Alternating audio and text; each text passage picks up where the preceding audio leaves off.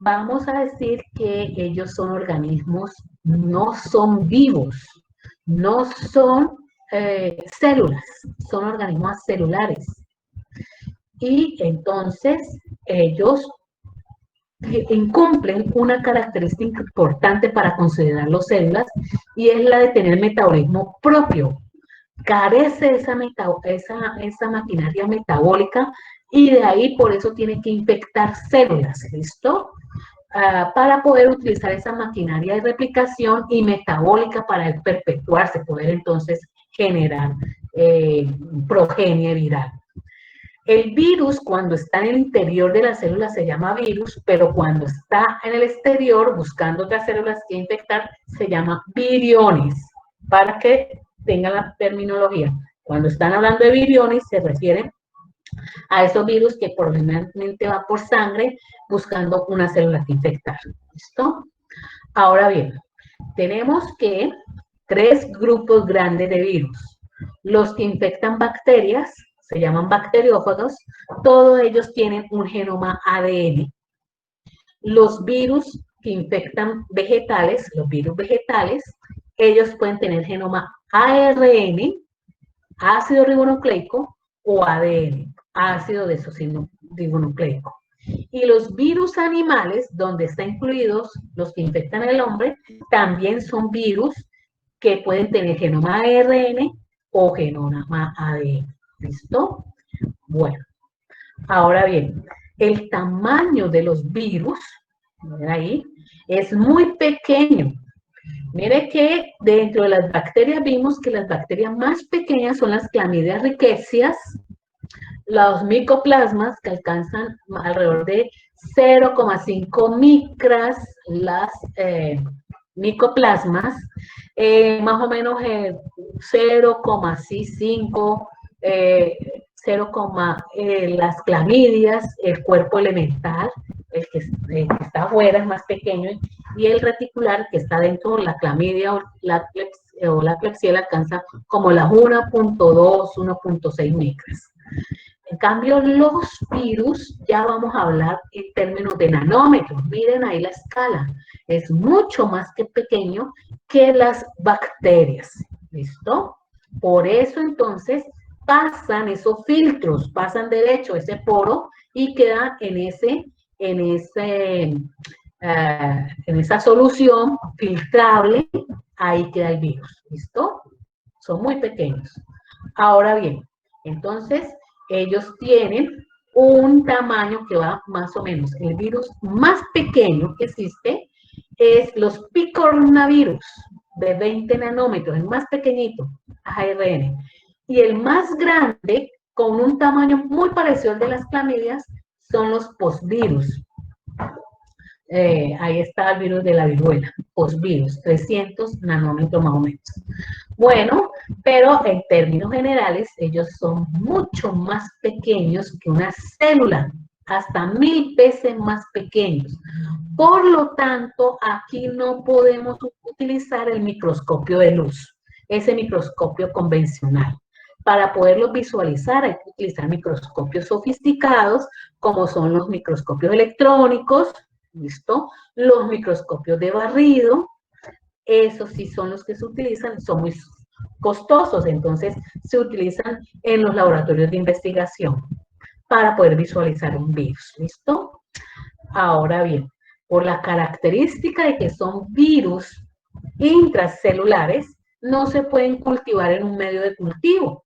Por lo tanto, hay que utilizar medios celulares. Hay que tener células cultivadas y ahí sí agregar el virus para que poderlo mantener. Se mantienen en cultivos celulares, ¿listo? Igual que las clamidias. Ahora bien, entonces son intracelulares obligados, carecen de metabolismo propio, por eso no son organismos vivos, sino son partículas virales. Su genoma, ya estamos hablando de los virus que infectan al hombre, puede ser ADN o puede ser ARN. Se pueden replicar solo dentro de nuestras células, ya vamos a ver, porque utiliza la maquinaria enzimática de la célula hospedera para poder ellos replicarse. ellos no infectan cualquier célula, sino que ellos buscan, tienen tropismo por células, y eso que lo identifica los receptores. O sea que busca a través de sus proteínas que tienen más externas, unirse a la célula, pero ¿a qué se une? A receptores celulares. Ese es su mecanismo, vía receptor. No se olviden que los virus que están afuera de las células se llaman viriones, virión. Ahora, el genoma, ya les digo, puede ser, algunos tienen ADN, otros tienen como genoma ARN. Ahora bien, envolviendo, cubriendo ese genoma viral, existe una serie de una cubierta. A esa cubierta se le llama cápside. Esa cubierta está formada por unidades, unas unidades, y a eso se le llama capsómeros. Eso está hecho de pura proteína, los capsómeros. Y la cápside, entonces, todo es una cubierta proteica que protege al genoma viral. De acuerdo a cómo se organiza esa cápside, así es la forma del virus.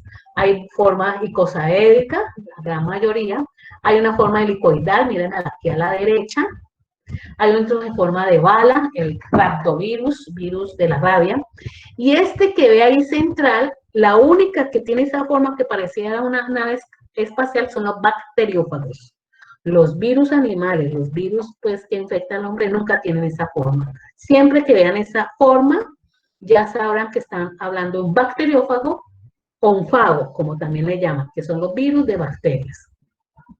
Bueno, entonces, aquí, para resumirles, el ácido nucleico, esto sea RNA, ADN, está cubierto, protegido por una envoltura proteica llamada cápside, y cada unidad proteica que forma esa cápside se llama capsómeros y está formada de pura proteína.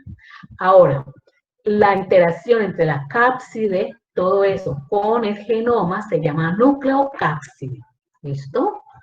Bueno, entonces aquí tenemos, no se olviden que la cápside es la que le da la forma al virus.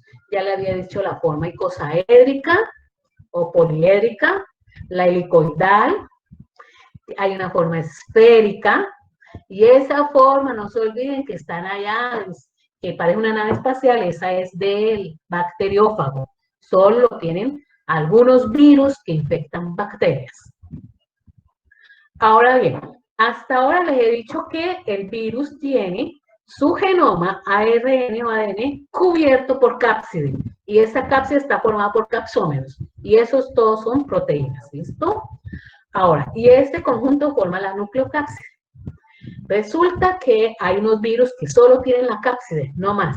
A eso se le llaman virus desnudos, ¿listo? Y hay otros virus que, además de la nucleocápside, tiene una envoltura, una membrana, una bicapa lipídica, que esa se la robó a la célula, él no tiene forma de célula, lo roba a la célula animal, del humano. Y eso se llaman virus envueltos, ¿listo? Ahora bien, ya sea un virus desnudo o ya sea un virus envuelto, en la parte más superficial, ya sea el virus desnudo en la cápside o en el virus envuelto en la envoltura, va a estar las proteínas que le permiten el tropismo, interaccionar con el receptor de la célula blanco o célula diana. Cuando hablo de célula blanco diana, es la célula a la cual él se va es la que va a infectar, ¿listo? Donde se va a replicar. Entonces, aquí está un virus envuelto, tiene su nucleocápside, no se olviden que es formado por el genoma, por la cápside, ellos están formados por capsómeros, son proteínas, y finalmente luego viene las membrana, la envoltura viral, que está formada por una bicapa lipídica que es hecha, se la robó a la membrana que infectó. Listo, así son. Y inyectado ahí, clavado en la membrana, ahí se encuentran las espículas. Esas espículas virales la utilizan el virus para poder interactuar con nuestros receptores, infectar la célula. Si es un virus desnudo, entonces en el capsómeros tendrán las espículas virales. ¿Listo? Entonces, para resumir, tenemos los virus desnudos que están formados por solo nucleocápsides, es decir, hay cápsides. Y ahí se encuentran las proteínas responsables de la adherencia, salen como espinas, espículas, ¿listo?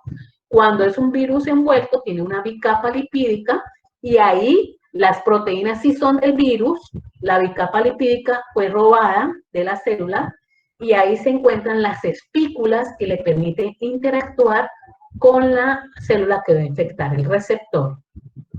Entonces, el virus envuelto va a tener dos clases de proteínas. Unas, las ancladas, que le permiten interactuar con la célula que va a infectar, el receptor, glicoproteínas, y otras proteínas más en el interior que están uniendo la envoltura viral con la nucleocápside. Esa se llama matriz proteica, proteína de la matriz. ¿Listo?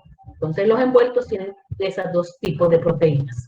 Entonces, los virus envueltos tienen las glicoproteínas, que es lo más externo, que es con la cual, esas espículas virales, con las cuales van a interactuar con el receptor. Espículas porque parecen espinas. Y la proteína de la matriz son las proteínas responsables de unir la envoltura viral, esa membrana, unirla a la nucleocápside. ¿Listo? Entonces, miren aquí, tenemos arriba un virus desnudo, solo tiene su genoma, la cápside, los capsómeros, miren estas unidades redonditas en los capsómeros, esto es un virus poliédrico o icosaédrico, y le ven aquí una micrografía electrónica, se le ven las espículas, estas que son, parecen espinas, son entonces proteínas que él tiene ahí ancladas en la cápside, porque es un virus desnudo, para poder interactuar con nuestras células que va a infectar. Mientras que un virus envuelto, entonces tiene la nucleocápside, no se olviden que cuando hablo de nucleocápside es la cápside con el genoma interactuando y unido, y ahí más externo está la envoltura viral. Esta envoltura viral entonces tiene las espículas con las cuales interactúa con el medio y tiene entonces un momento que como que alguien va a entrar, ¿cierto? ¿Alguien va a entrar? Ay, Dios mío. ¿Cómo hago para ver?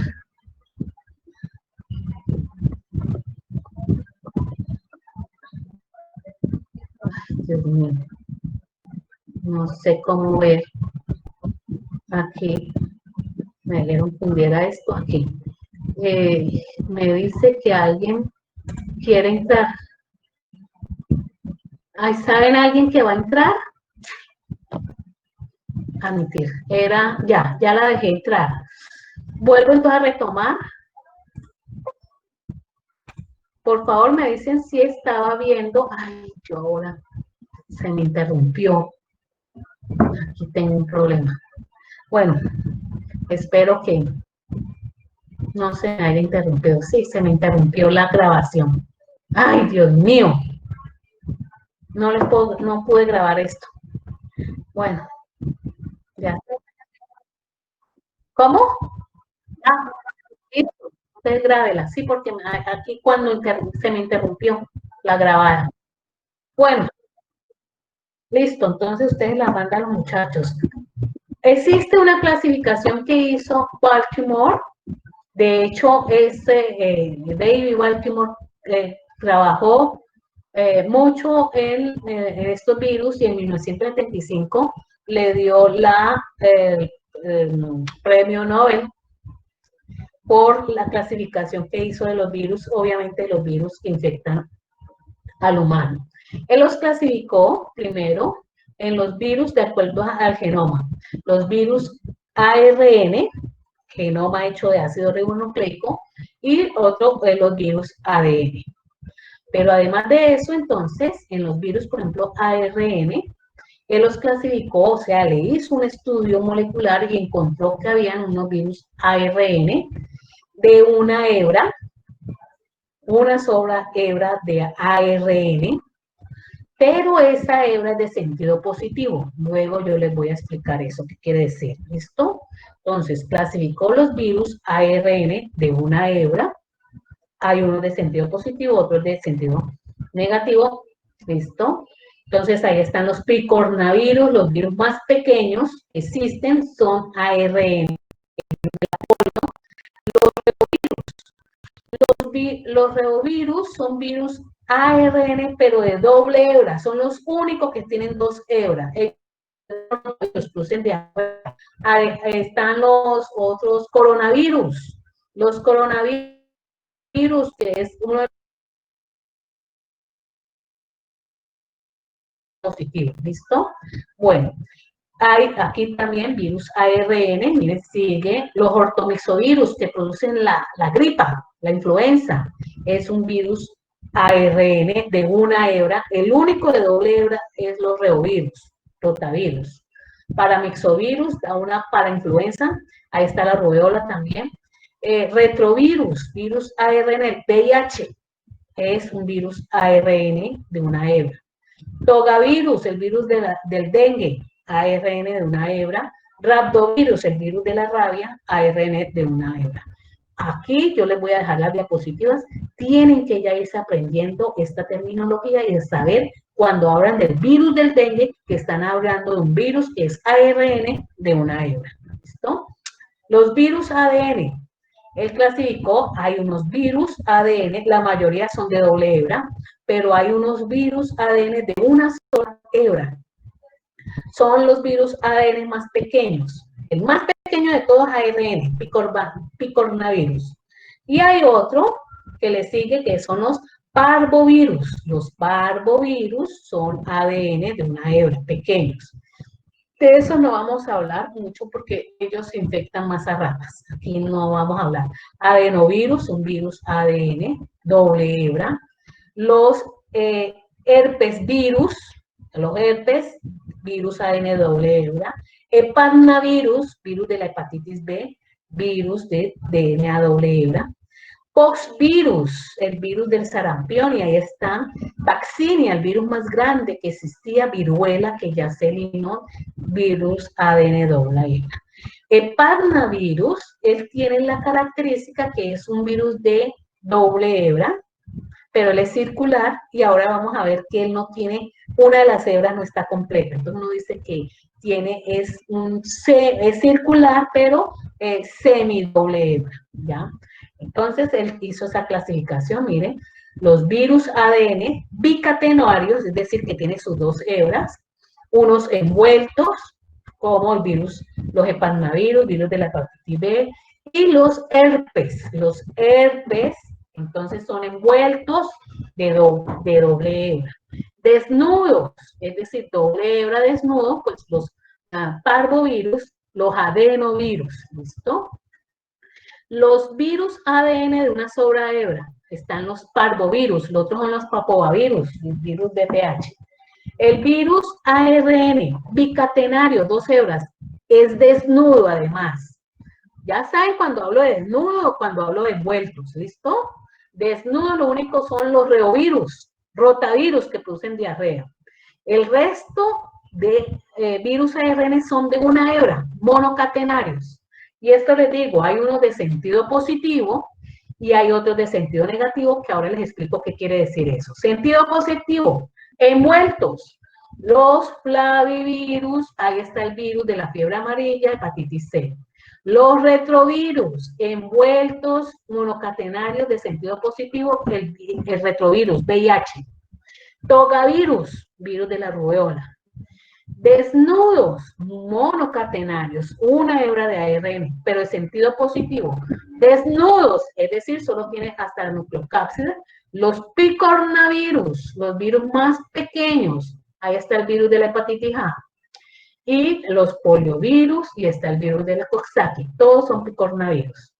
Y virus ARN, monocatenarios, pero de sentido negativo, todos estos entonces van a estar con envoltura, los ortomisovirus, el virus de la gripe, los paramisovirus, el que da sarampión, esos son los principales, ¿listo? Entonces tenemos aquí virus envueltos y virus desnudos. Y ya saben a qué me refiero cuando son desnudos y cuando son envueltos. Esto se lo tienen que ya ir aprendiendo. ¿Cuáles son los virus envueltos tipo ARN? ¿O cuáles son los virus envueltos tipo ADN? Y lo mismo para los virus desnudos. Ahora bien, ¿qué hizo la clasificación de Baltimore? Fue además más allá y no solo miró cuáles eran los que tenían ADN doble hebra o simple hebra o ARN doble o simple hebra. También entonces hizo esta clasificación. Los del grupo 1 son los virus ADN de doble hebra, que ahí están los herpes, por ejemplo. ¿Listo? Doble hebra. En el grupo 2 están los virus ADN de una hebra. Ahí están, pues, los parvovirus. Están los virus ARN de dos hebras, doble hebra. Los únicos son los reovirus, rotavirus, ¿listo? Los que producen diarrea. En el cuarto lugar están los virus RNA de una hebra, pero en sentido positivo. ¿Listo? Sentido positivo. ¿Qué quiere decir eso, sentido positivo? Que tiene la misma secuencia como un RNA mensajero. O sea, tiene la secuencia que una vez que llegue está listo para ser leído por los ribosomas. Tiene el sentido de RNA mensajero. Eso quiere decir de sentido positivo. Es el cuarto lugar. El quinto grupo lo forman los virus RNA de una hebra, pero sentido negativo. ¿Listo? Ese sentido negativo quiere decir que ellos, entonces, tienen el sentido contrario a un RNA mensajero. Entonces, una vez que llega, ellos van a pasar a la forma positiva y van a ser como un RNA mensajero. Estamos en el quinto. El sexto grupo son virus RNA de sentido positivo, pero tienen una retrotranscriptasa, y vamos a ver por qué. El virus VIH es así, por eso se llama retrovirus. Los virus y el séptimo grupo son los virus DNA, doble hebra, pero tienen una retrotranscriptasa. Esos son los hepatnavirus, porque trae un trozo incompleto, o sea, es circular, trae uno completo y la otra hebra está incompleta. Y esos entonces son DNA de doble hebra, pero trae una retrotranscriptasa para completar esa hebra. ¿Listo? Tenemos 7 grupos. Entonces, miren, el primer grupo, virus DNA de 2 hebras. El segundo grupo, virus DNA de una sola hebra. Están los parvovirus, virus más pequeños, los de ADN. Los virus, tercer grupo, RNA de doble hebra. Ahí solo están los reovirus, el género rotavirus, que hacen diarreas. Los virus, los cuartos grupos, virus RNA de una hebra de sentido positivo. Cuando entran, ellos inmediatamente tienen el mismo sentido del RNA mensajero, inmediatamente tienen que hacer la hebra complementaria y esa servir de molde para hacer RNA mensajero.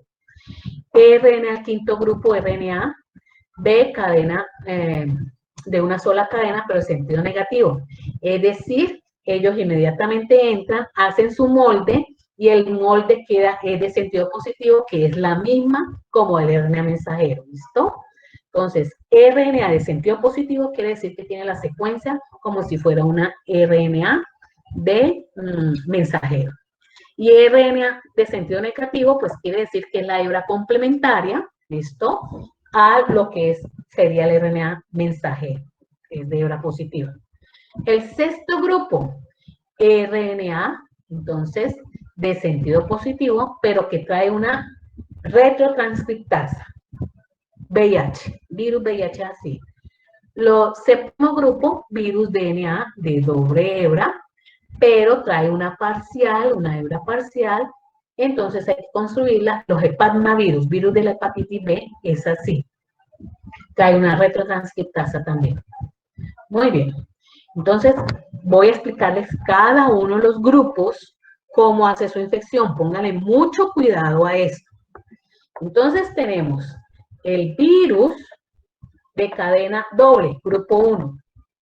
Aquí en el centro, virus de cadena doble, acá en el centro, está malo que dice cadena simple, no, es cadena doble, ¿listo? Tiene las dos cadenas. Ahí están la mayoría de los virus, herpes, adenovirus, los herpes que son los más abundantes, ¿listo? Ellos entonces entran, una vez que el virus entra al citoplasma, como tiene ADN doble hebra y él tiene que hacer RNA mensajero, ¿dónde se hace el RNA mensajero? En el núcleo de nuestras células. Entonces, tienen que esos virus que son ADN doble hebra, tienen que entrar al núcleo de nuestra célula. Y ahí, una vez que nuestro ADN se está transcribiendo, transcribe el ADN del virus. Forma RNA mensajero, ese RNA mensajero sale, listo, se traduce en proteínas y esas proteínas vuelven al núcleo para ensamblar todo el virus porque allá en el núcleo se quedó el genoma viral, ADN. El ADN de ese virus hace dos cosas. Uno, transcripción con nuestra maquinaria enzimática para luego formar proteínas en el citoplasma en los ribosomas. Y otro, replicación con nuestra maquinaria enzimática. Utiliza nuestra DNA polimerasa para que lo replique. Él se quedó en el núcleo, vienen las proteínas que se formaron, vuelven a entrar al núcleo y el ensamblaje viral ocurre en el núcleo. Luego salen, lisan el núcleo y lisan la célula y salen. Los viriones. Los virus DNA, entonces, de una hebra, de hebra simple. Ellos entonces igual tienen que ir al núcleo, tienen que utilizar nuestra maquinaria enzimática para que les haga la otra hebra. Ahora sí, maquinaria enzimática para que haga transcripción, forma RNA mensajero, salen al citoplasma, a los ribosomas, ese RNA mensajero se convierte en proteínas, vuelve a entrar al núcleo y hace el ensamblaje con ese ADN que ha replicado nuestra maquinaria enzimática y forma el virus, ¿listo? Y luego sale pues los viriones. El ADN de los hepatnavirus, que este es del grupo 7, que es un virus ADN, pero que es circular, mírenlo ahí, tiene entonces un pedazo por terminar y la interior todavía hay que terminarla más. Entonces a él le toca venir con una retrotranscriptasa. ¿Qué es lo que hace? Pues eso entonces lo que hace es, él utiliza completa la cadena con RNA, mire, por eso queda parcialmente ADN a RN, ¿listo? Ahora tiene que ir al núcleo para utilizar nuestra maquinaria enzimática y nuestra maquinaria enzimática lo replica, forma más ADN, lo transcribe, forma las proteínas y lo mismo, vuelve, tiene que entrar. Ahora, miren que este parnavirus, él, igual que el virus VIH, él tiene una facultad y es que se integra al genoma no nuestro. Entonces, él se integra, estas aberturas que la tiene así, es para integrarse a nuestro genoma. ¿Listo? Entonces, todo ello, miren, aquí ubica a RNA mensajero, utilizaron nuestra maquinaria enzimática para hacer ARN y para replicar su genoma ADN. Ahora, los virus ARN. Comenzamos con los ARN de hebra simple, tercer grupo, sentido positivo. ¿Ellos qué pasan? Entran al citoplasma, pero ya son ARN, entonces no necesitan ir al núcleo. Entonces, estos virus se quedan en el citoplasma, son de sentido positivo. Como son de sentido positivo, a ellos les toca traer su RNA polimerasa dependiente de RNA. Traen su RNA polimerasa dependiente de RNA y ¿qué hace? El sentido negativo. Esa de sentido negativo sirve como molde para hacer la otra de sentido positivo que se convertirá en genoma de él hay otros RNAs, como son de sentido positivo, se van al ribosoma y hacen las proteínas. Y todo se ensambla en el citoplasma, ¿listo? Pero él trajo su propia RNA polimerasa, dependiendo de RNA, para hacer esa transcripción, ¿listo? A partir de RNA. Él se quedó netamente en el citoplasma. Vamos a los virus del cuarto grupo, RNA, una hebra, pero de sentido negativo.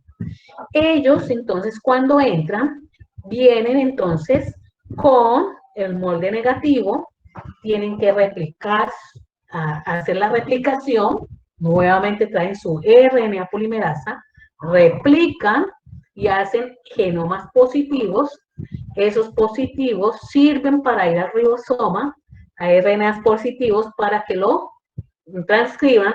Entre tanto, ya entonces viene la RNA polimerasa de él y convierte ese RNA de sentido positivo en negativo. Ya hay genoma y con las proteínas que se han formado se ensambla en el citoplasma. ¿Listo? También en el citoplasma. ¿Qué vamos a decir de los virus RNA? Que producen infecciones que se manifiestan más rápidamente que un virus DNA. ¿Listo? Con un virus DNA, cuando nos infectamos, las infecciones para que se manifiesten son de tipo crónica. En cambio, las de virus tipo RNA nos dan infecciones que más o menos en un promedio se van a ver como al tercer día. Y nos falta el virus RNA de doble hebra. Nos falta hablar también del virus RNA, que es RNA de sentido positivo, pero es un retrovirus. ¿Ese qué hace? Ese virus, cuando entra el VIH, él entra al citoplasma, su RNA de simple hebra, entonces se activa la RNA, la transcriptasa reversa.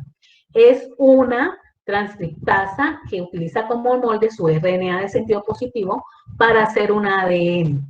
Y hace el ADN, entonces hace lo contrario. Mire que la transcripción es ADN a ARN. Se le llama retrotranscriptasa porque tiene su genoma ARN y la otra hebra la completa con ADN. Y luego hace la otra, se lo polimeriza y hace una hebra de doble. En el citoplasma quedó entonces una hebra de ADN doble. Luego se va al núcleo y en el núcleo se integra nuestro genoma como lo hace un hepatnavirus, se integra. Y cada que nuestras células se replican también el ADN. Y cuando quiere hacer proteínas, pues cada que nuestra célula está haciendo transcripción, también transcriben sus proteínas. ¿Y dónde se ensambla? Pues le toca en el núcleo, porque él hace la transcripción, perdón, en el citoplasma, porque es un RNA, él hace la transcripción, genera moldes de RNA, salen al núcleo, unos se quedan acá en el citoplasma como genoma y los otros se convierten en proteínas y se ensamblan. Pero ¿por qué el virus, a pesar de ser el VIH, a pesar de ser un virus RNA, por qué produce esas infecciones de tipo crónico? Es decir, las manifestaciones clínicas las vamos a ver después de varios años de haber sido infectado.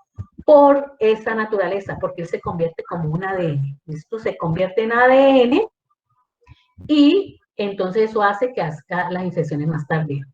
Vamos a ver los virus ARN, pero de doble hebra. ¿Listo? Los reovirus, el género ahí, rotavirus, que infecta al hombre. Producen, ahí está, miren, las diarreas. Entonces, en este caso, es un virus RNA, doble hebra, él simplemente entra al citoplasma. La hebra de sentido negativo, esa es la que sirve, se va a convertir en RNA de sentido positivo. Una se va para el citoplasma, para los ribosomas, se convierte en proteínas, y otra de sentido positivo sirve para hacer las cadenas de sentido negativo y quedar doble. Y espera las proteínas para que se ensamble en el citoplasma y sale. Entonces también hacen infecciones de tipo rápido, que dura más o menos, después de la posinfección, entre 3 y 5 días tenemos las manifestaciones clínicas. ¿Listo? Entonces estas son las características que hizo Baltimore en esa clasificación, por eso le dio el premio Nobel de fisiología, no fue de virología. Vamos a ver el ciclo de replicación viral. Ahora, un virus, entonces, sea el que se está mostrando ahí es un virus desnudo y él con sus espículas busca el receptor, o sea, un virus envuelto también con sus espículas, las glicoproteínas, busca a la célula. ¿Qué es lo que busca el receptor? Espículas o glicoproteínas, como sea, se conectan al receptor. Comienza la primera fase que se llama adsorción. Adsorción de adherirse. Adsorción. Luego, inmediatamente ahí, ocurre la etapa de penetración, en la cual consiste que la membrana del virus, si es un virus envuelto, con la membrana de nuestras células se fusiona. O simplemente, si es un virus desnudo, simplemente le entra, como en esta vacuola, ¿listo? Entra en forma endocítica, se forma como un endosoma, y ahora sí, en el citoplasma, él queda, en el citoplasma queda libre y libera el genoma, ocurre la descapsidación. Entonces, primero absorción, unión, espículas o glicoproteínas con el receptor. Luego ocurre fusión y penetración, ¿ya? Y una vez que ya está dentro del citoplasma, él se desnuda, es decir, libera la cápside y queda solo su genoma, ARN o ADN, queda entonces libre, queda solo el genoma, ¿listo? Luego entonces, depende si es ADN o ARN, los dos tienen que tiene que utilizar nuestra maquinaria enzimática para que ocurra transcripción. Él necesita primero transcribir para generar traducción. Las proteínas, uno lo llama 1, 2, 3, 4, el quinto traducción, 4D, y luego ocurre la replicación, replicar el genoma. ¿Listo? Estos procesos, entonces, finalizan una vez que hay proteínas del virus y hay genoma del virus, ocurre el quinto aquí paso o séptimo, porque uno lo tiene como 1, 2, 3, 4, 5, 6. Séptimo, en unos libros lo verán como el séptimo, ensamblaje viral. Se ensambla y finalmente liberación. Ahora bien, si es un virus desnudo, como ven ahí, la liberación la hace por lisis, lisa la célula. Si es un virus envuelto, acuérdense que la última etapa es robarse la membrana de nuestra célula, entonces se lo hace por gemación, gema, como la que veíamos por acá, él va gemando, aquí va gemando, va brotando y sella la membrana. Este es el último paso que hace un virus envuelto. Entonces, primer paso, absorción, consiste en la interacción de las proteínas virales, esas ya sea glicoproteínas o las espículas, si es desnudo, con los receptores celulares. Luego ocurre entonces la fase de penetración. Aquí mire, si es un virus envuelto, tiene que hacer fusión, es decir, la membrana del virus con la membrana de las células se tienen que unir, fusión. Y luego ocurre la penetración, ya sea para ese virus o para el virus desnudo, penetración. Y ya dentro del citoplasma queda libre y ya ocurre el proceso de desnudamiento. Y el proceso de desnudamiento quiere decir que él deja libre su genoma ADN o ARN en el citoplasma. Entonces, miren aquí, si es un virus ADN, él queda libre y él tiene acá está, comienza acá afuera, él deja libre el ADN y ese ADN es transportado por unas proteínas que se activan, que trae y lo lleva al núcleo. En el núcleo, ese virus, como es ADN, entonces esto utiliza la maquinaria enzimática de la célula para que cuando él hace transcripción, transcriba también sus proteínas. Cuando él hace replicación, también replique sus ADN, ¿listo? Ese ARN mensajero tiene que salir a los ribosomas, ser traducidos en proteínas y volver a entrar. Ya tiene aquí ADN que se ha replicado, lo ha hecho nuestra maquinaria enzimática, se entonces ensambla y ahora sí ocurre la liberación del núcleo y luego la liberación por lisis, un virus desnudo de la célula. ¿Listo? Ahora, este es un ejemplo de un virus ARN. Este es coronavirus porque utiliza este receptor. El coronavirus utiliza, el receptor son las células pulmonares, es el receptor SAC, es el receptor de la angiotensina 2. Y ese receptor de la angiotensina 2 está en células pulmonares, gastrointestinales, en los riñones. ¿Listo? Entonces vamos a ver que esas células van a ser afectadas con una persona con coronavirus. Entonces se une, entonces con sus espículas virales, él es un virus envuelto, entonces con sus glicoproteínas se une entonces al receptor de la angiotensina 2, entra, hay fusión, entonces primero absorción, fusión y luego aquí penetración.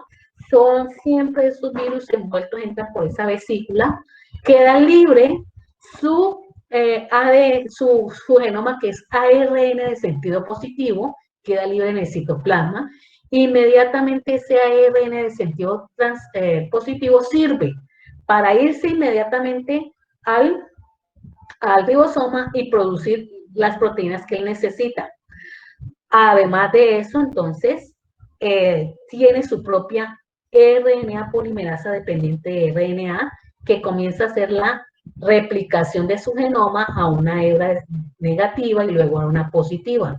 Luego lleva ese ADN para los ribosomas para que produzcan más las proteínas. ¿Cuáles?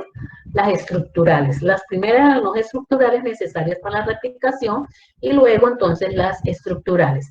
En tanto, se está produciendo también otra parte de RNA, todo no va al ribosoma, hay uno que se queda ahí esperando como genoma que vengan las proteínas estructurales, forme entonces la cápside, la nucleocápside, se alcanza a formar inclusive la proteína de la matriz, ahí ya lista, aquí se ubican las glicoproteínas que le señalan al virus por dónde va a gemar, y por ahí, como es un virus envuelto, las glicoproteínas le señalan y él va brotando por gemación y coge las proteínas, se agrupan las glicoproteínas y sale el virus. Pero eso todo lo hizo en el citoplasma, ¿listo? Ahora, este es el VIH. El VIH, entonces, es un virus RNA de sentido positivo, hace su etapa de absorción, fusión, es envuelto, penetración y denudamiento. Entonces, o descapsidación. Entonces libera su RNA de sentido positivo, se activa su RNA, que es una transcriptasa reversa, su enzima se activa e inmediatamente comienza a hacer DNA, utiliza este molde y comienza a hacer DNA, en lugar de hacer RNA, como hizo coronavirus, replicarlo, no, ella es retrotranscriptasa. Entonces hace el fenómeno contrario, hacer ADN a partir de ARN. Y una vez que ha hecho esa primera molécula, sigue haciendo otra de ADN, lo completa, se va, la otra enzima lo llevan al núcleo, se integra y cada vez que nuestra maquinaria enzimática hace transcripción, pues se produce RNA mensajero del virus. Y cada vez que nuestra maquinaria enzimática replica nuestro genoma, replica el del virus. Sale en el momento que él se va a ensamblar, sale ese RNA, se ubica en los ribosomas para que se transcriba y a otra parte del RNA que se ha quedado ahí, que va a ser el genoma, se ensambla y luego hace gemación porque es un virus envuelto. ¿Listo? Esa es la característica. Aquí se ve un virus envuelto gemando. Lo hace por gemación. En cambio, los virus líticos son los desnudos. Ya. Las infecciones virales, entonces, pues es el mecanismo que se va a establecer cuando entramos, nuestro virus entra en contacto con nuestras células y las penetra, ¿listo? Y comienza a replicarse en ellas. Para eso, la célula tiene que ser susceptible. ¿Y cómo es susceptible? Tener los receptores para esas partículas, las glicoproteínas o las espículas, esas pues que tiene el virus. Hay unos mecanismos para evitar esa infección. Primer mecanismo, evitar el contacto con el virus. ¿Eso cómo se llama? Antisepsis. Eso es lo que están haciendo con una buena higiene, lavado de manos, colocarse colocarse las mascarillas. Si ustedes están en su consulta, tienen que utilizar su bata de laboratorio. Pueden utilizar esas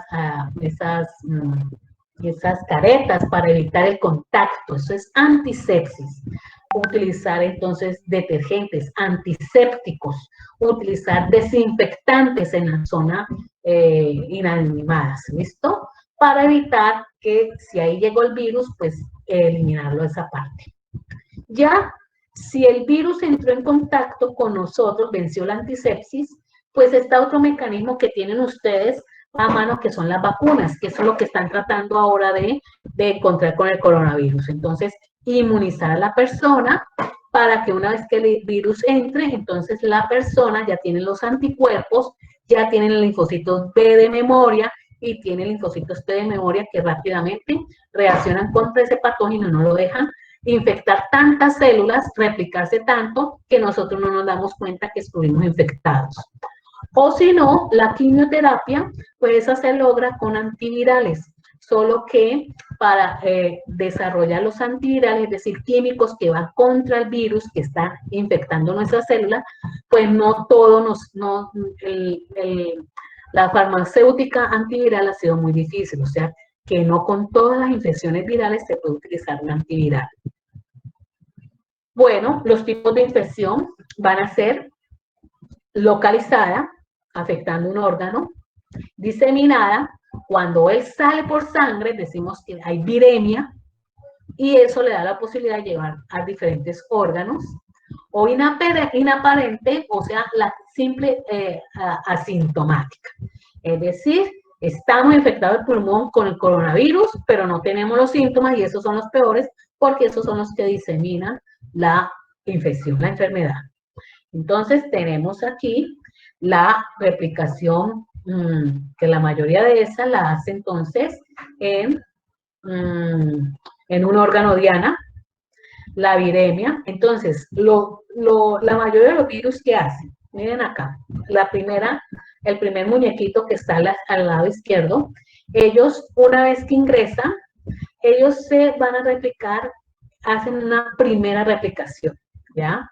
Esta primera replicación la harán en el epitelio o en los ganglios. O sea, lo hace a nivel de la piel o de las mucosas o de los ganglios. Hacen un primer evento de replicación. Y luego salen a sangre viremia y ahora sí buscan su órgano blanco. En esa segunda viremia, ¿listo? Ahí, bueno, entonces ahí se replican en el órgano blanco, se replican y sale nuevamente a sangre para buscar más órganos blancos o volver entonces a infectar esas células. Y entonces esa es la segunda ronda de replicación. Entonces, por lo general, los virus tienen una primera viremia a consecuencia de la replicación de los órganos primarios, donde ha sido la piel y los ganglios linfáticos o el tejido o las mucosas. Y luego tenemos una segunda viremia, consecuencia de la multiplicación en su órgano blanco. Ahora bien, los tipos de infección viral van a ser esta infección latente. La infección latente, bueno, primero una infección aguda. La infección aguda es la que están viendo ahora en el coronavirus o en el virus del dengue. Se replican en citoplasma y vemos toda la sintomatología de acuerdo a la cantidad de virus que tenemos y la infección que está causando en las células. Y tenemos la otro tipo, que es el virus que hacen esas infecciones que toman varios tiempos, que son los famosos, muchos de ellos virus ADN, ¿listo? Y dentro de esos virus que hacen varios, que se demoran varios, o sea, una infección de tipo crónico, ¿listo? Puede ser una infección latente, una infección crónica o una infección lénica. La infección latente es aquel que el virus se guarda en un órgano y ahí queda guardado. ¿Listo? Por lo general en el sistema nervioso central, queda allí. Y de vez en cuando va a su órgano diana y se manifiesta. ¿listo? La infección crónica es la persistente, es decir, que se encuentra en su órgano diana, replicándose, no está guardado en otro órgano, sino que está continuamente replicándose, ¿listo? Pero en una baja dosis, pero se está replicando, ¿ya? Y la infección lenta es aquella que se quedó en su órgano diana, pero él tiene un proceso de generación, de generar viriones muy pocos, genera muy pocos. Entonces hace una infección lenta. Entonces esa toma varios años, ¿listo? Esos son por lo general los virus ADN que hacen todo este tipo de formas. En cambio, los ARN hacen infecciones agudas, excepto los que tienen retrotranscriptasa como los retrovirus, ¿no? Bueno, entonces la infección latente, por ejemplo, que es esa misma persistente que se le llama, hace una infección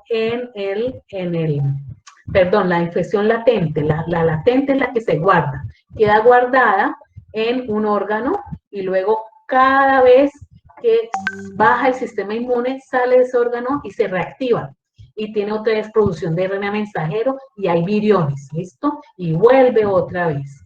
Tenemos infección crónica, que es la propiamente llamada persistente, y esa es la que está en el órgano diana, ahí está, y continuamente está generando RNA mensajero, hay viriones que se están generando, ¿listo? Continuamente. Y la infección lenta, pues está ahí en su órgano diana, pero ese sí está produciendo viriones muy poquitos, muy pocos, y entonces ellos se van acumulando en el tiempo, así que va produciendo la patología de una forma lenta, progresa muy lenta. Entonces ahí tenemos, en este cuadro les dejo ahí para que sepan cuáles son los que tratan de hacer infecciones de tipo persistente, latente, ¿ya?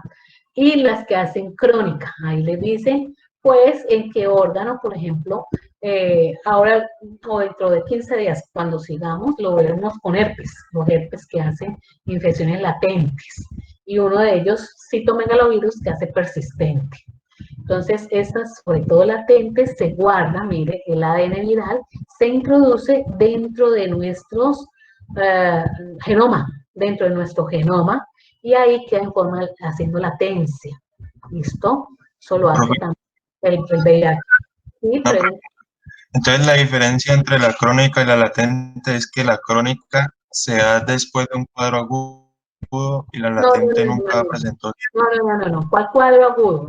No me confundo un cuadro agudo. Estamos hablando de crónico. Agudo lo hacen mucho las infecciones virales tipo ARN. Agudo, ¿qué quiere decir?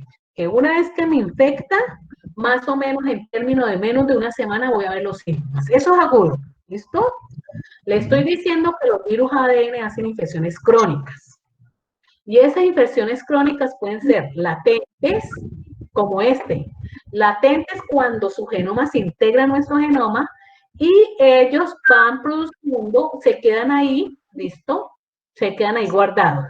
Y de pronto, cuando nuestro sistema inmune baja la guardia, o sea, nos inmunosuprimimos, ellos aprovechan y generan buena cantidad de viriones, ¿listo? Hay viriones.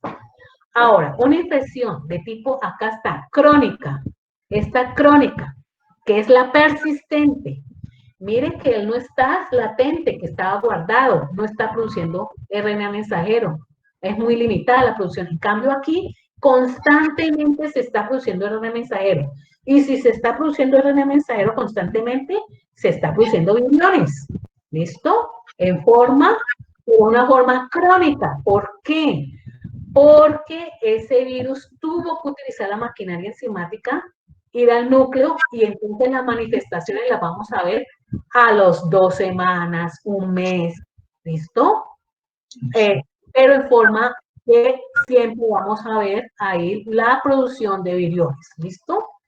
Y la infección lenta es como una persistente, la única diferencia es que no está produciendo viriones constantemente, sino muy poquito. ¿Por qué?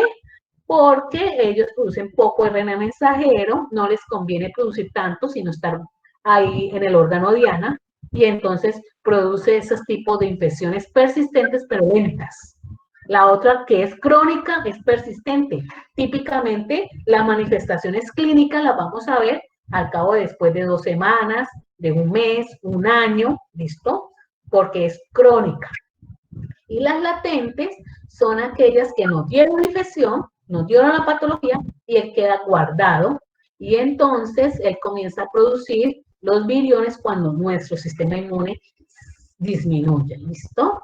Esa es la crónica. O sea que no hay replicación viral. En la latencia no hay replicación viral. Y en la crónica persistente sí hay replicación activa y constante, solo que fue de tipo crónico. ¿Listo? Por haber utilizado nuestra maquinaria. O sea que la vamos a ver manifestada después de 2 semanas, ya un mes. La lenta es una misma persistente, pero está produciendo muy pocos viriones. O sea, hay muy poco RNA mensajero, ¿ya?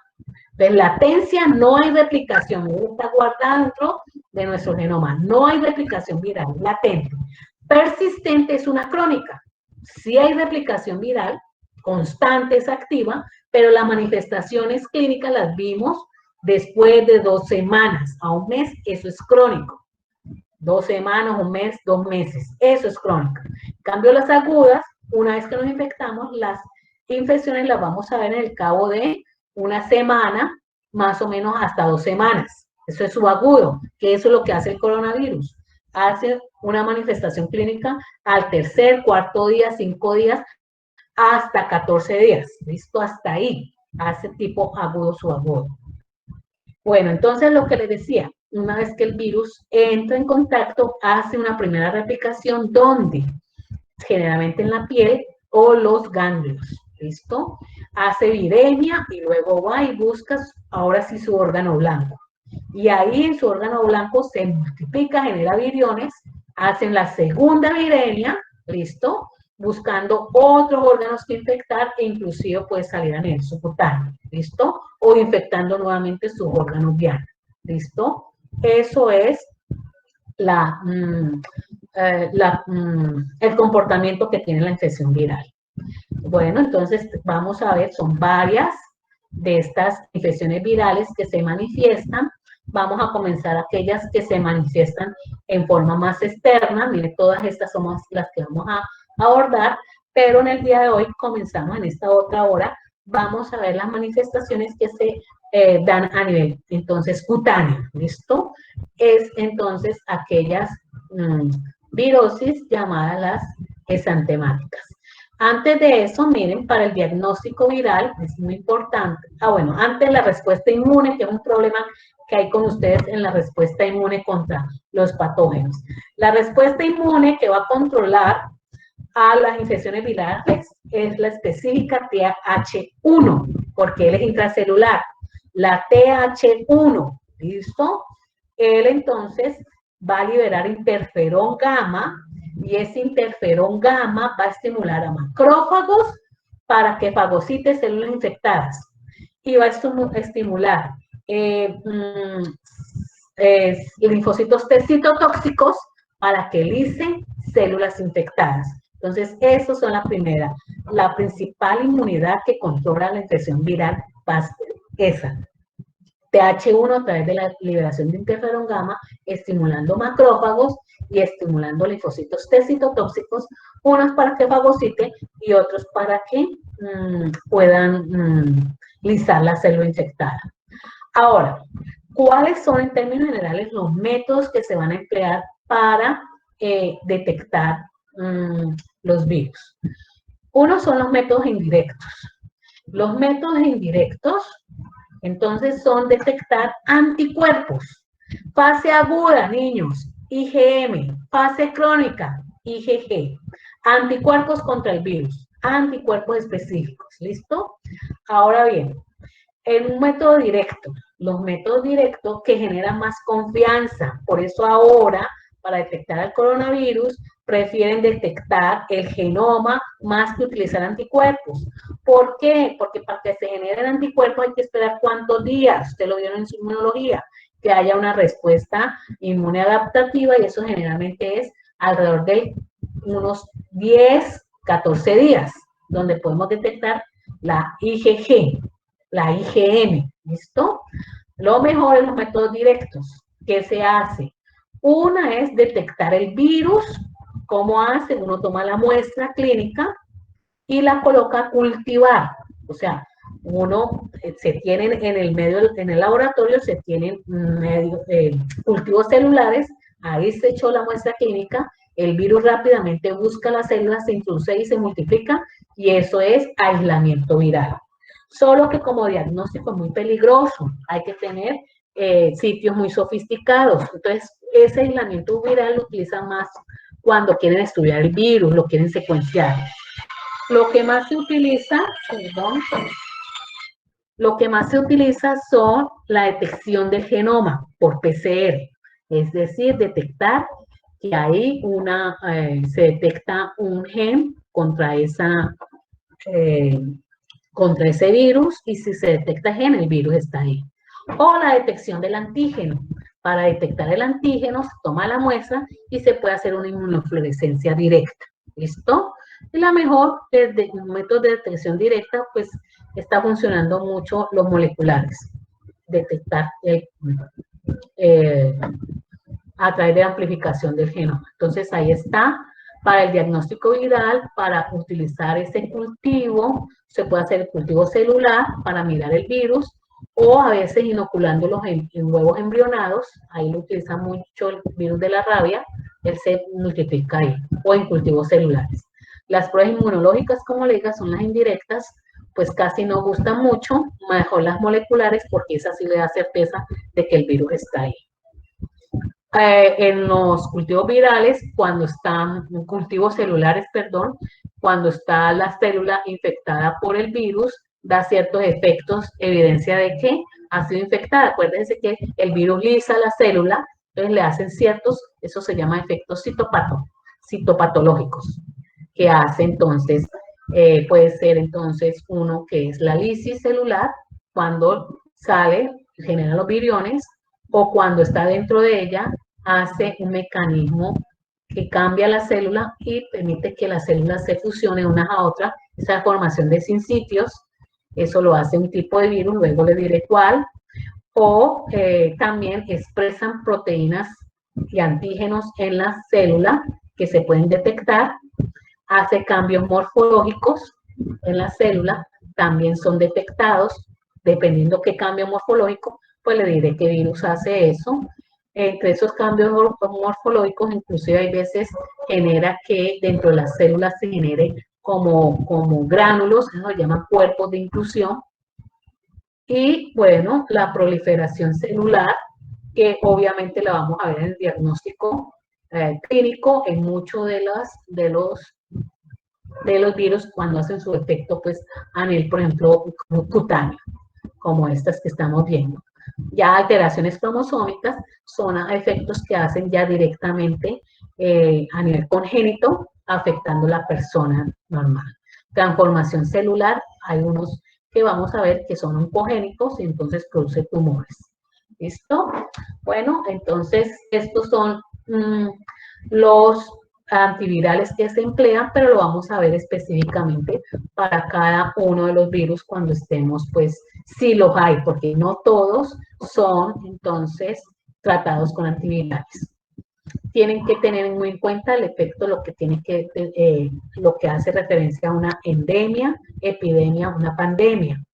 La endemia es cuando hay unos focos que siempre son pocos, pero siempre se determinan casos en ese sitio. En el año siempre ocurrirá 1 o 3 casos, ¿listo? Habrá siempre, pero muy pocos. Ya se vuelve epidémico cuando en un sector determinado ya hay varios casos. Y una pandemia cuando esos casos se detectan simultáneamente en varios países, ya, que incluye a los 5 continentes. Eso ya es pandemia. Ahí les dejo esto por si quieren lo que les mostré de los tipos de la clasificación de Baltimore. Ahí hay otras clasificaciones, pero la que yo les mostré es como la más clara. Bueno, vamos entonces con infecciones que están temáticas. Ay, perdón, ustedes ahí no me están viendo eso, ¿cierto? No, pero un momentico. Entonces, tengo que dejar de presentar y vamos entonces a la... Me dicen si están viendo un niño. Sí, profe. Listo, entonces vamos aquí a ver si ahora sí puedo hacer esta grabación.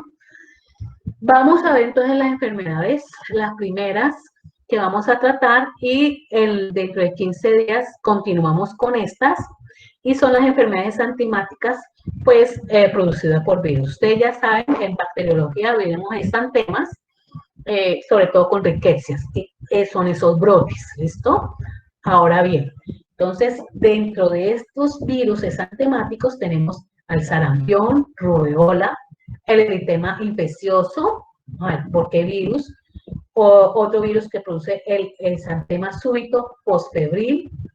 La escarlatina, no se olviden que es producida por Staphylococcus aureus, está ahí, pero eso es bacteriano, ¿listo? Eso es Staphylococcus aureus. Porque ocurre en la faringitis, o Streptococcus pyogenes, perdón, ya vean, estoy como usted. Es una faringitis que luego revierte en lo que vemos aquí. Por ejemplo, una lengua frambuesada y hay racha. Esa no la vamos a tocar, solo las virales. Las otras la varicela, pero eso la tocamos dentro de 15 días. Tocaremos las exantemáticas que tienen que ver con los herpes. ¿Listo? Por ahora, entonces comenzamos con estas exantemáticas que no son herpéticas. Comenzamos con el sarampión. El sarampión es de la familia Paramyxovidae. Es un virus RNA de sentido negativa, una hebra, y dentro de esa familia Paramyxovidae, pues hay varios géneros, pero el sarampión pertenece al género Morbillivirus. Morbillivirus. Entonces, este virus del sarampión, de este género Morbillivirus, pues tiene este genoma de sentido negativo. Cuando él ingresa a nuestro citoplasma, este virus, este genoma, que cuando queda desnudo, ¿no? Ese virus de sentido negativo, pues va a servir inmediatamente de molde a la RNA polimerasa que él trae para hacer RNA de sentido positivo, que sirve de RNA mensajero, va a los ribosomas y produce proteínas importantes para hacer la cápsula, ¿listo? La cápside. También genera, otros se quedan allí, no van al ribosoma, sino que se queda en el citoplasma, luego la enzima lo replica en un RNA de sentido negativo, ya está el genoma listo, y una vez que se hacen las proteínas estructurales, se generan los viriones que van a salir a infectar otras células, ¿listo? Entonces ahí tenemos al virus del sarampión comportándose como un virus, como igual que los otros virus RNA de sentido negativo, donde su replicación básica la va a hacer en el citoplasma, pero él tiene que traer una RNA polimerasa dependiente de RNA para poder hacer esa replicación de su genoma. Entonces, se trata de un virus envueltos, miren, aquí está la nucleocápside, que está interactuando con su genoma tipo ARN de una hebra, y tenemos entonces la bicapa lipídica, y ahí están las proteínas, tiene una hemaglutinina con la cual interacciona con nuestros receptores, tiene una proteína fusión que le ayuda a interactuar con la membrana de nuestras células para poder hacer este proceso de fusión. Y pues tienen otras, las proteínas, esta L es la proteína de la matriz, la cual entonces interactúa la membrana lipídica con la nucleocápside. Ahora bien, entonces, como es un virus envuelto, pues se ingresa, ahí está liberando su genoma, como ya se lo expliqué, y luego el gema. Lo hace, entonces, por gemación, por ser un virus envuelto. Ahora, el virus del sarampión, entonces, se va a caracterizar porque la primera, él entra, la forma como lo adquirimos en vía inhalatoria, a través de gotitas suspendidas en el aire, infectadas, infecciosas con el virus, lo inhalamos, la replicación primaria se va a ocurrir en la mucosa de las vías respiratorias, y luego hace la viremia, la primera viremia, se disemina en forma linfática y alcanza entonces ahí hace otra replicación, la segunda ronda de replicación, o sea, la segunda viremia, y luego sí alcanza entonces órganos como los vasos sanguíneos, el tracto respiratorio, el sistema linfático, conjuntiva, y en la piel se va a manifestar con una erupción. Pero el virus también ha ido a mucosas, donde hizo su primera replicación, vías respiratorias, pero la segunda replicación pues la hacen estos órganos, mucosa, piel, en la conjuntiva, el riñón, el pulmón, el tracto gastrointestinal, las vías, nuevamente las vías respiratorias, el hígado, inclusive hasta la mucosa genital. ¿Listo? Entonces, los síntomas van a ser 3. Uno, cuando está haciendo la replicación en el primer órgano diano, las vías respiratorias. Y entonces ahí vamos a tener unos síntomas podrómicos, es decir, como un catarro. Hay fiebre, faringitis, conjuntivitis, tos. Y en el niño, porque la población afectada van a ser los niños menores de 5 años, y resulta que en la cavidad oral se van a ver unas manchas pequeñas con un centro blanquecino. A eso aquí las ven, a eso ellas se ubican por ejemplo en el paladar, se le llama mancha de Koplik, es el signo distintivo de un sarampión. Está entonces primero la replicación, ocurriendo la replicación entonces primaria, la primera replicación en las vías respiratorias, vemos estos síntomas con el signo de Koplik, esas manchas de Koplik, ¿listo?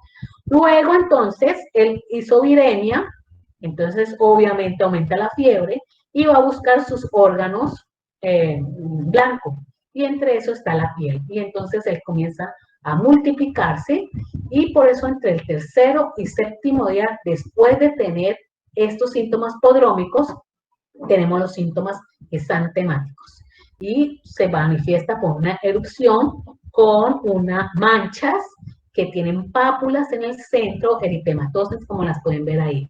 Entonces son manchas elevadas porque hay pápulas, pero son rojizas, ¿listo? Comienza en la cara y luego se va diseminando al resto del cuerpo.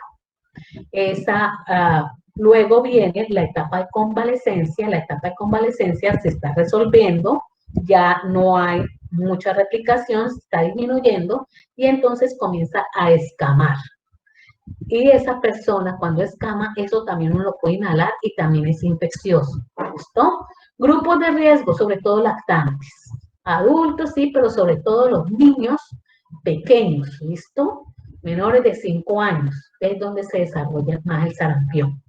Las complicaciones es donde se esté replicando en forma secundaria, pues una neumonía, porque vuelve al tracto respiratorio ya inferior, o una otitis media aguda, una laringitis, o afecta el tracto gastrointestinal, o una encefalitis, que es de los casos más graves. Entonces, ahí está, periodo de incubación, es decir, dura de 7 a 14 días, más o menos, es como una infección de tipo subagudo, y ya comienzan los síntomas, entonces, por la replicación del epitelio respiratorio superior, los síntomas podrómicos, como un catarro, y vamos a ver las manchas de Koplik, ¿listo? Puede haber un compromiso pulmonar, pero es leve.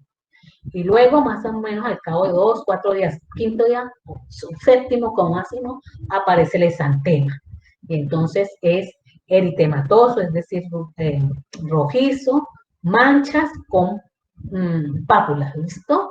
Morbidiforme, ese es el típico porque tiene ese sobrelevado en el centro, ¿listo? A eso le llama morbidiforme. Y aquí entonces, como hay viremia, se acentúa la fiebre, están las manchas, y se acentúa la fiebre. Ya en la etapa de prodromus ha pasado, y entonces luego finalmente, cuando ya cesa la replicación, viene la convalecencia, donde esas máculas papulosas comienzan a escamar. Aquí es muy efectivo, esto se puede inhalar, al rascarse la persona, se puede inhalar y contagiarse otra de las personas. Esa es la etapa de convalecencia, que puede durar entre 2 a 4 semanas, causa mucho prurito.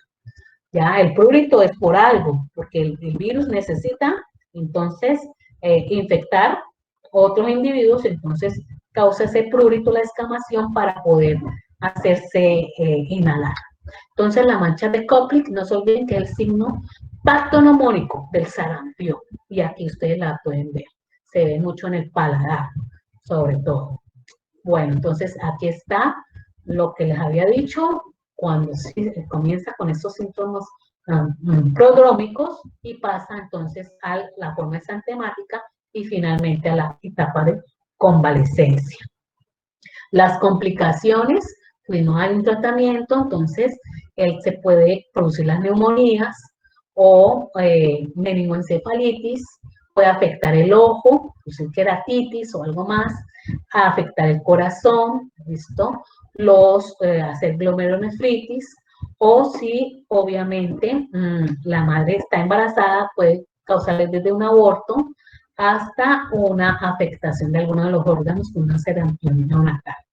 La profilaxis es la que más se utiliza para, como prevención, y es obviamente vacuna, y está en la triple viral, que viene para el sarampión, y ahora vamos a ver para otros más. También una profilaxis pasiva para evitar cuando el niño ha adquirido esta infección y se tiende a creer que hay complicaciones, se utiliza gamaglobulinas, pues hiperinmunes, es decir, que reaccionan, son anticuerpos antisarampión, ¿listo? Y sobre todo hay que utilizarlo en los niños muy pequeños, en los lactantes como tal, hay que utilizarlos para evitar entonces que pueda producir complicaciones.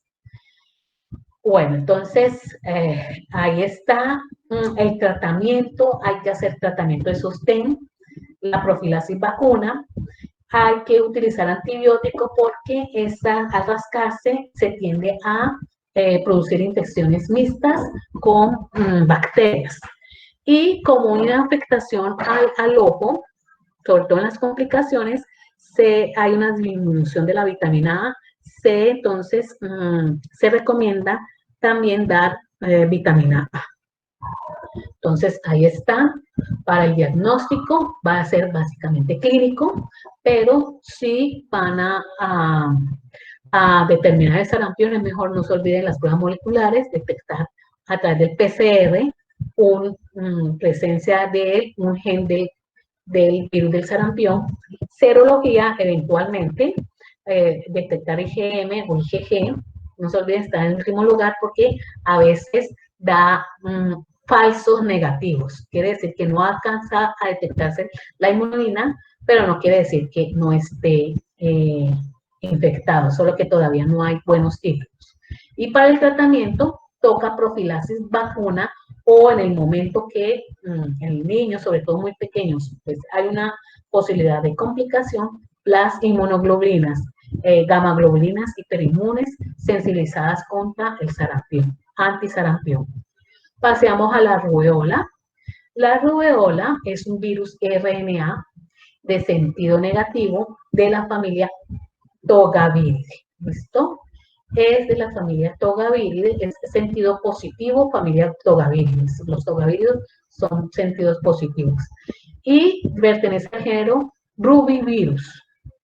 Es el virus de la rubeola.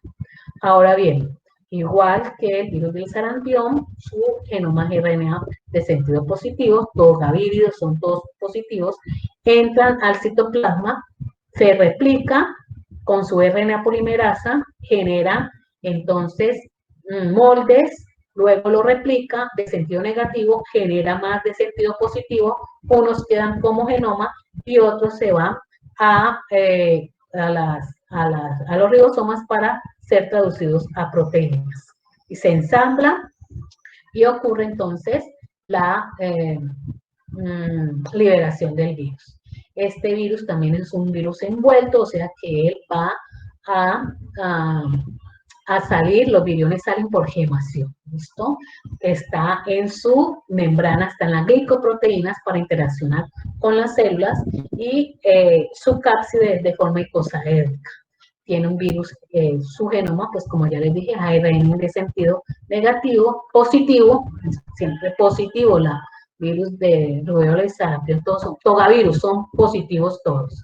¿Listo? Entonces, el único reservorio es el hombre, es básicamente una infección de tipo solo humana, lo mismo pasa por el sarampión, y es un virus pues envuelto. Ahora bien, entonces, el sarampión también se le llama el sarampión alemán o el sarampión de los 3 días o fiebre de los 3 días. ¿Listo? Porque cada que él hace viremia, la fiebre sube cada 3 días. ¿Listo? Por esa dinámica. Entonces, en mujeres embarazadas, pues la rubeola puede producir entonces malformaciones en el niño, sobre todo cuando está en la etapa embrionaria o en los primeros meses de desarrollo. No hay tratamiento como tal, no hay antivirales contra, igual que el sarampión, contra la rubeola, pero sí antibióticos, sobre todo para esas infecciones mixtas que se pueden producir a nivel pulmonar o a nivel cutáneo. Entonces, la rubeola va a iniciarse cuando tenemos el contacto, mientras que el virus de la sarampión predomina en las épocas frías, la de la rubeola, sobre todo cuando hay épocas de verano, ya, esas es donde los momentos que más predominan.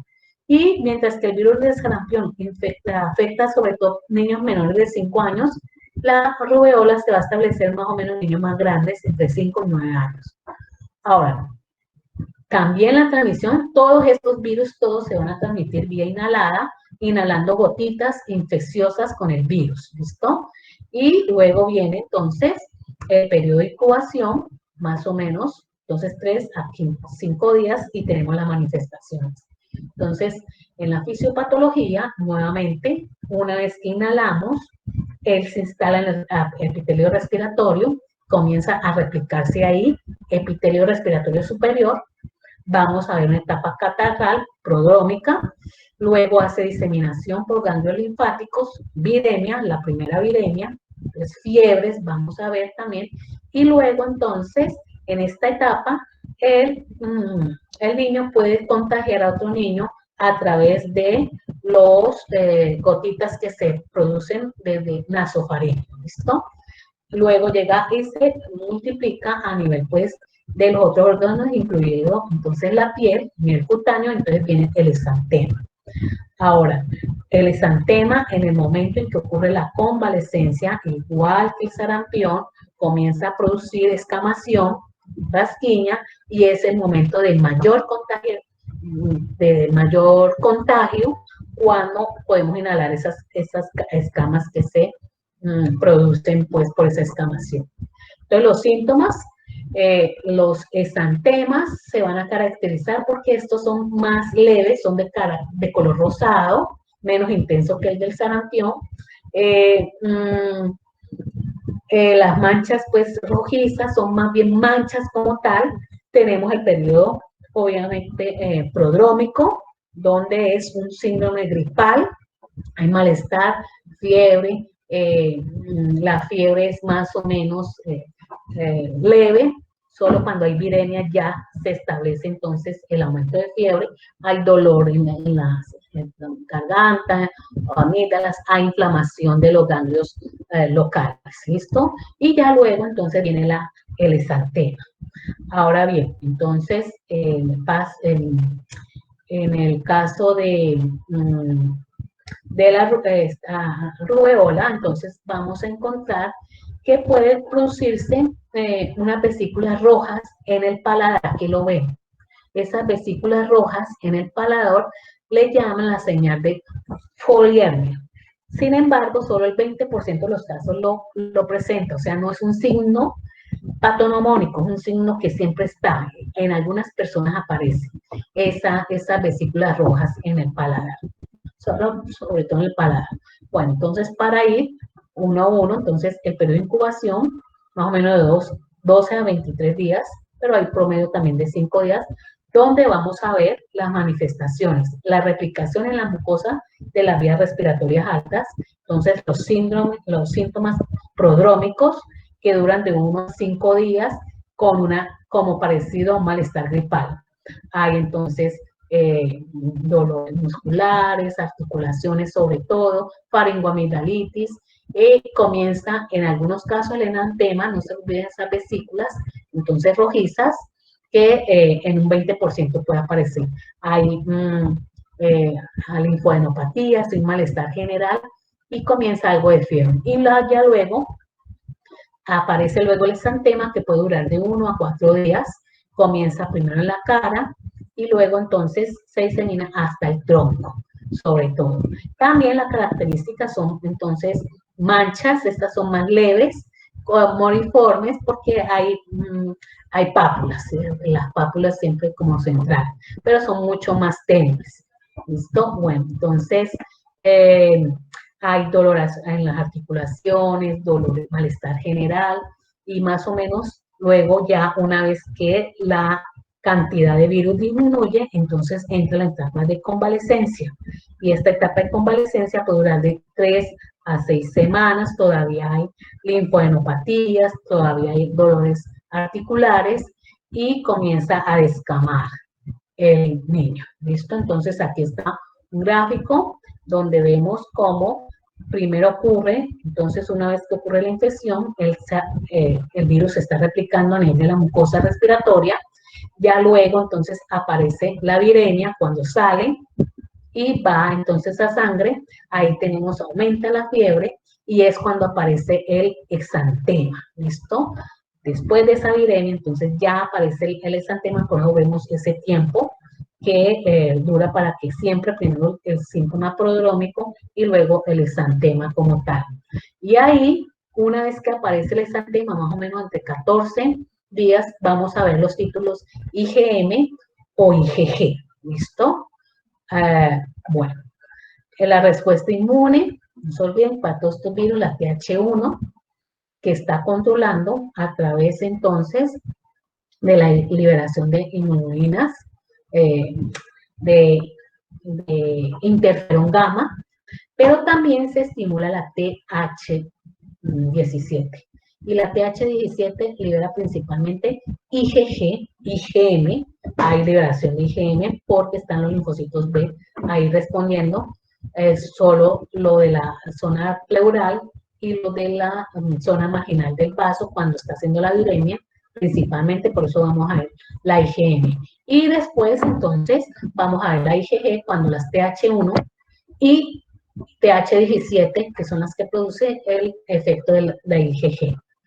Ahora bien, entonces hay que tener mucho cuidado con las mujeres embarazadas porque tenemos entonces esa rubeola congénita donde puede afectar el desarrollo de varios órganos, generalmente el cerebro, microcefalia, o el corazón, o afectar el ojo. ¿Listo?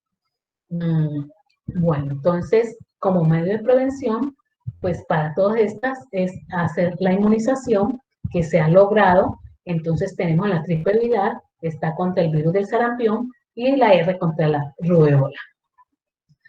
Complicaciones también neurológicas en las articulaciones donde más afecta. En las neurológicas también se establece el síndrome de Guillain-Barré, es decir, se generan anticuerpos contra la rubeola que reaccionan contra proteínas que están en las neuronas, ¿listo? Y le produce esa parálisis temporal. Cardíacas, afecta el pulmón también, haciendo neumonía, o el corazón con una pericarditis, una miocarditis, principalmente. Prevención es lo básico. Durante la etapa en la que él está con el sarampión, pues hacer un tratamiento de sostén. Y entonces, la profilaxis aquí pasiva, darle inmunoglobulina hiperinmune, no se utiliza. Esto no se emplea, eso es para el sarampión. Ahí sí es efectiva. Vamos a los rinovirus. Bueno, el rinovirus lo vamos a tratar más cuando veamos infecciones respiratorias. Aquí vamos a mirar en los picornaviridae, están los virus, seguimos con los virus RNA de ERA, siempre sentido positivo, pero voy a hablarles de los virus del Coxsackie. Es un enterovirus, el Coxsackie, sobre todo el A. Luego, cuando veamos los respiratorios, no, estos los enterovirus, cuando veamos gastrointestinales, les hablaré nuevamente de Coxsackie, pero sobre todo el B. Entonces, está el virus de Coxsackie A y B, son de estos virus que van a ser sobre todo las infecciones de tipo exantemático, más el A, se llama el A16. El periodo de incubación es de 4 a 6 días, produce dos tipos de patología. Uno es la hepangina, que es una patología en la mucosa oral, y la otra es la enfermedad de pies, manos y boca, el virus de Coxsackie A. Luego, le digo que lo retomaremos cuando hable del B, que hace otras patologías más generalizadas. Pero el Coxsackie A, pues, hace estos tipos de exantemas. La hepangina realmente hace un enantema, produce entonces unas lesiones vesiculares, sobre todo en el paladar blando, afecta también las amígdalas, la faringe, no tanto la faringe como tal, la parte posterior, porque deja libre la faringe, pero sí las amígdalas, ¿listo?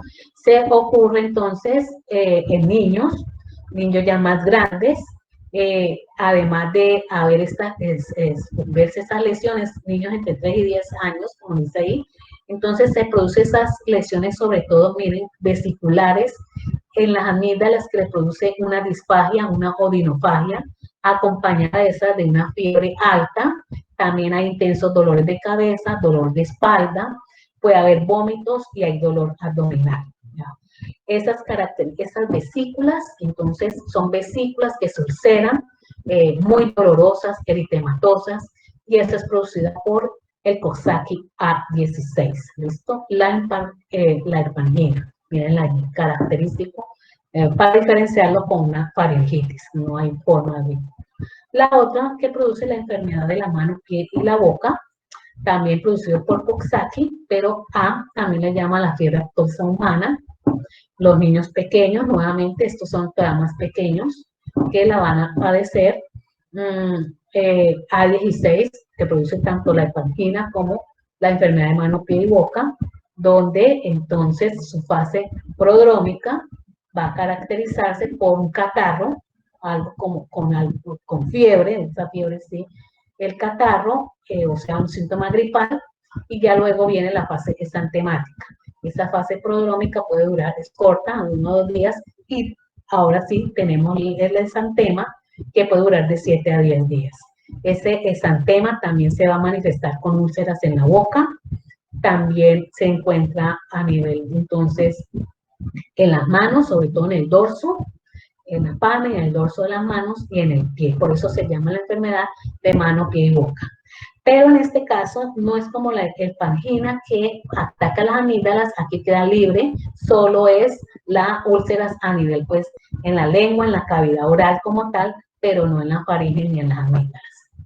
Entonces, ahí, miren, sobre todo aquí en la parte blanda, se ven las vesículas, también aparecen las vesículas en la parte de la palma y el dorso de la mano, y lo mismo en la planta del pie y el dorso del pie. Estos son muy contagiosos. Cuando están estas vesículas, los niños se tocan mucho, entonces rápidamente pasa esa Coxsackie A16 a otro niño. Pero de incubación, por lo general, de 3 a 6 días, y una vez de eso, entonces comienza con fiebre, y ya luego la fiebre alta, el periodo como prodrómico, y finalmente entonces ya vamos a ver el dolor en la cavidad oral, ya cuando aparece el periodo exantemático, con estas ampollas en la boca, en las partes pues blandas, son muy dolorosas, junto con las palmas de las manos, plantas de los pies, pero también en la parte dorsal. Eso es en los sitios donde más predominan. En el resto del cuerpo puede aparecer, pero es muy poco habitual. Estos son los sitios más infectados, los niños, pero también puede aparecer en adultos. Aquí tenemos niños principalmente entre unos 5 años, pero puede afectar, como le digo, al adulto como tal. Periodo de incubación, pues variable, más o menos 6 semanas, unas 5 semanas, para poder ver entonces esas fases, sobre todo la prodrómica. Y tenemos entonces el eritema infeccioso. El eritema infeccioso es producido Aquí sí ya vamos a ver de aquí en adelante los virus ADN, ya dejamos los ARN.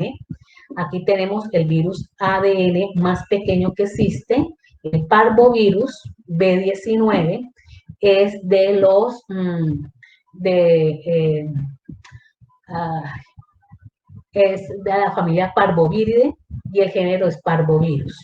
Y el nombre de él es Parvovirus B19. Produce esta enfermedad exantemática, es un virus DNA, él es un virus entonces que tiene una sola hebra, es el más pequeño de los virus DNA que existe, es transmitido por aire, se inhala, va a afectar sobre todo a los niños entre 5 a 14 años, un periodo de incubación que puede ir de 4 a 10 días y suele presentarse sobre todo en las épocas de invierno cuando ya están pasando a las épocas de ya de primavera. En nuestro medio se puede desarrollar sobre todo en las épocas que están más bien como frías en esa intersección. Bueno, entonces se va a caracterizar porque este parvovirus B19 está dentro del grupo de los parvovírides, concretamente en el género eritrovirus, y esos eritrovirus entonces se caracterizan porque son DNA de una hebra. Ellos infectan a los niños como es más niños grandes y jóvenes, más o menos 14, 15 años, ahí los está infectando. Comienza entonces, entra inhalado por gotas suspendidas por una persona que esté infectada, entra entonces, se transmite por el aire, él comienza a replicarse en el tracto respiratorio superior, viene la etapa prodrómica, luego hace la viremia, hay fiebre intensa y luego entonces vuelve otra vez al aparato respiratorio en la fase viremia para hacer la segunda viremia. Entonces, los síntomas, pues del 20 al 60% existen los prodrómicos cuando se está replicando aquí, primero en el aparato respiratorio superior, y hay fiebre, cefalea, hay rasquiña, prurito, pero entonces malestar general.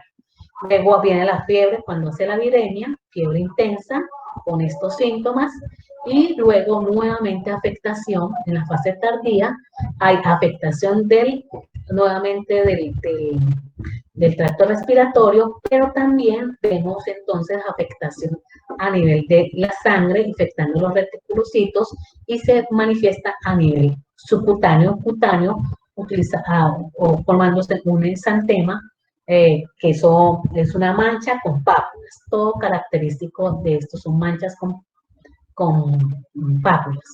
Entonces, se le llama también la enfermedad de la cachetada, signo la bofetada, porque cuando hace el exantema, lo primero que aparece es una mancha, un exantema bien rojizo en las mejillas, ¿listo? Por eso se le llama, entonces aparece ese signo de la bofetada, entonces es característico de esta enfermedad.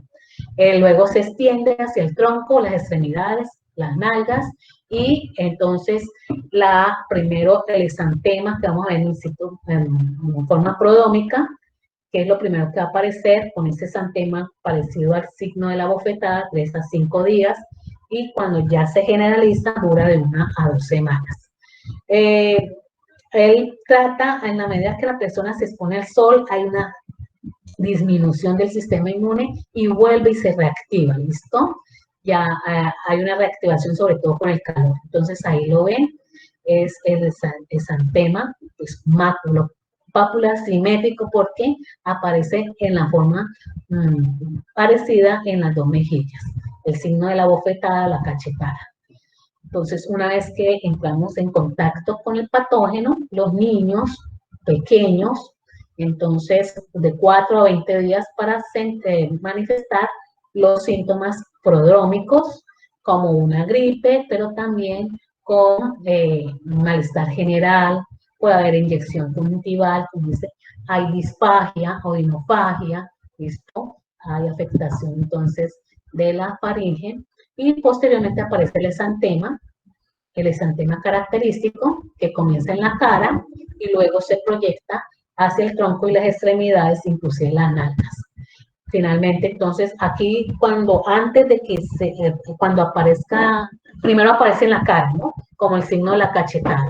Luego viene el periodo de convalescencia, cuando ya disminuye la carga viral, y entonces dura unas 3 semanas, y finalmente, entonces, hasta que se elimina completamente el virus. El diagnóstico es clínico. Si se quiere detectar la presencia de este parvovirus, hay que utilizar pruebas moleculares, amplificando por PCR algún gen del virus.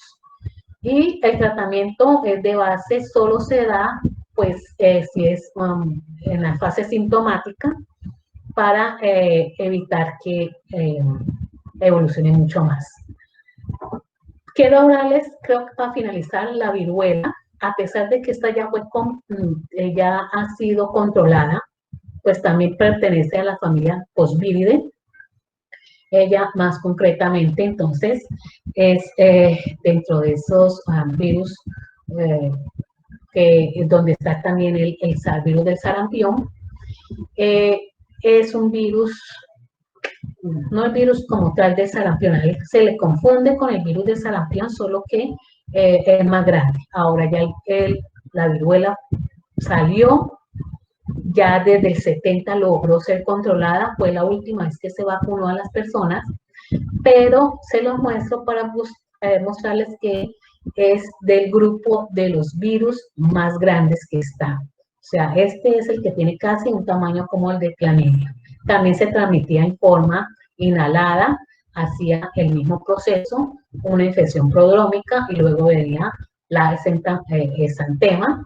Es un virus DNA de doble hebra, es de esa familia Posviridae, dentro de los posvirus como tal, pero resulta que fue el primer virus que fue identificado humano, lo identificó Jenner, pero se logró combatir, ¿listo? Él daba unas pápulas pustulosas bastante grandes y se irrigaba por todo el cuerpo, ¿listo? Venía entonces esa fase prodrómica, donde había fiebre, malestar general, dolor en la espalda, y luego aparecía el exantema con estas, eran como vesículas, ya unas vesículas como tal.